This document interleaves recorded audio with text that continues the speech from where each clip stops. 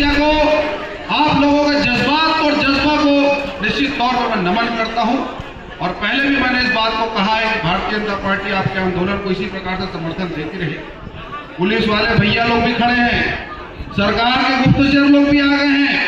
ये सरकार पुलिस की भी नहीं हुई है, पुलिस के भी साथ में धोखाधड़ी हुआ है, हर वर्ग के साथ में धोखा हुआ है।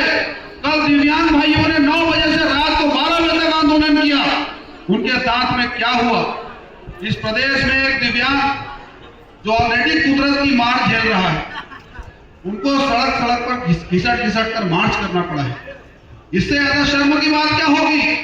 फर्जी प्रमाण पत्रधारी लोग यहाँ पर नौकरी कर रहे हैं, सरकार के अधिकारी अपना तनख्वाह बढ़ा रहे हैं। हमारे भविष्य के साथ इस प्रकार का खिलवाड़ नहीं हो सकता, इस बात को सरकार को समझना पड़ेगा। और ये लड़ाई कोई छोटी मोटी लड़ाई नहीं तो नहीं, जिनके जीवन में वो कितने अभागे होंगे, या तो प्रण तोड़ा होगा या रण से भागे होंगे। ये लाइन उन भगोड़ों को समर्पित है, भले बुरा लगे तो लग जाए, लेकिन मैं बहुत स्पष्ट बात कहता हूं, ये लाइन उन भगोड़ों को समर्पित है जो घर बैठकर तमाशा देख रहे हैं। और हमारे भाई यहाँ पर आकर रोज धरना दे रहे हैं, अपने घर का पैसा लगा रहे हैं, अपने परिवार को छोड़कर यहाँ संविधान के लिए लड़ रहे हैं। इसलिए आप लोगों को डरने की आवश्यकता नहीं। बाबा भीमराव अम्बेडकर ने हमको अधिकार दिया है अपने अधिकारों के लिए लड़ने का। अगर हमारे अधिकार की आज बात सुनवाई हो जाती है तो मुख्यमंत्री जी का भी जय जयकार करने से हमको कोई दिक्कत नहीं। लेकिन पिछले 5 साल में जिन लोगों के कानों में जू नहीं रेंग रहा है, आज इतने सारे कर्मचारी साथी यहाँ पर बैठे हैं, अब इनके साथ भी मैं लड़ाई लड़ने जाऊंगा। निश्चित तौर पर इस बात को समझ लीजिए कि 5 साल में सिर्फ अपना जेब भरा है, जनता से खींचो, अपने आप को खींचो, यही 5 साल में चला है। वास्तव में सत्ता में अपराधी लोग बैठे हैं, जिनको आम गांव गरीब किसान छत्तीसगढ़ियों की आवाज और दर्द सुनाई नहीं देती है, जिनको हम लोगों से कोई वास्ता नहीं है। उनको लगता है कि हमने अपने भविष्य को, इनके भविष्य को प्लेसमेंट एजेंसी के हाथ में बेच दिया है। एक ट्रक चलाने वाला खलासी जिसको एम्बुलेंस का कोई ज्ञान नहीं है, उसके हाथ में भी टीआर सिंहदेव जी ने पता नहीं कौन सा बूटी खा लिया है। क्यों सुनवाई नहीं हो रहा है? किस राज्य में इस प्रकार का दृश्य देखने मिलता है?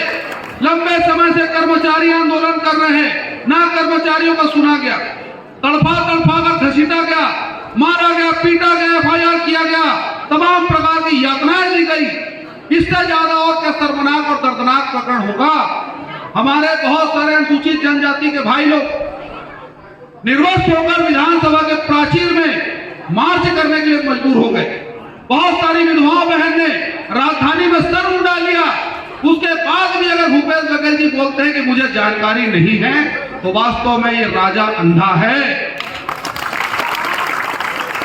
और जब राजा अंधा हो जाता है किसी राज्य का राजा जब अंधा हो जाता है, तो कवि कुमार विश्वास की वो कविता मुझे याद आती है, जिसको मैं बार बार दोहराता हूं। बहुत लोग सुने होंगे, जो नहीं सुने होंगे और सुनो। राजा जब अंधा हो जाए तो, राजा जब अंधा हो जाए तो, सेवा जब धंधा हो जाए तो, सच दिखलाने वाला खंभा। बहुत सारे मीडिया वाले नहीं आए हैं, कर्मचारी के आंदोलन को कवर नहीं करना है। पुलिस वाले गुंडा बैठे DPR में, वो कहता है मीडिया वालों को जाकर नहीं दिखाना है।